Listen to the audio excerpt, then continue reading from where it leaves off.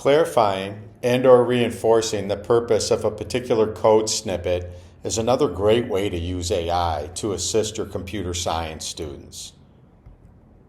Students new to CS can get frustrated when trying to understand how to code what appear to be simple concepts. They erroneously start to believe coding in CS is not a pathway for them. For example, ask a student to write a program to determine if a number is odd or even.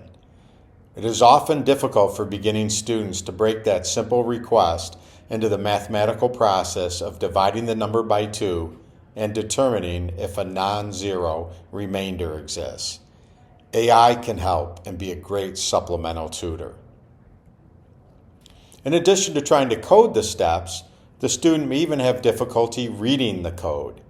Here we have some Python code that will determine if a number is odd or even.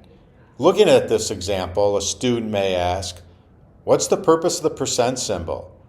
I don't understand the condition after the if statement. What does it mean if it's true?" AI can help demystify this code snippet and provide other code examples that may better resonate with your students. Let's go take a look.